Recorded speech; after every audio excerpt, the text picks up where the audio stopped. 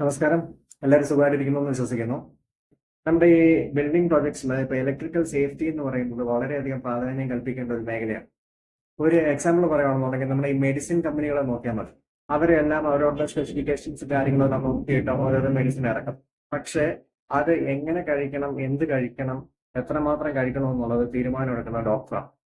ഇപ്പൊ ഈ electrical panel ബോർഡിൽ നിന്നോ അല്ലെങ്കിൽ ഡിസ്ട്രിബ്യൂഷൻ ബോർഡിൽ നിന്നോ ഒക്കെ ഫീഡ് ചെയ്യേണ്ടതായിട്ട് വരുന്ന ഫയർ, അതുപോലെ തന്നെ ELV, അങ്ങനെ പല സംവിധാനങ്ങളും ഉണ്ട്. അതുപോലെ തന്നെ ഇപ്പൊ ഈ എയർ കണ്ടീഷണേഴ്സ്, അതുപോലെ lift, solar, EV charging, generator, transformer, അങ്ങനെ പല സാധനങ്ങളും ഉണ്ട്.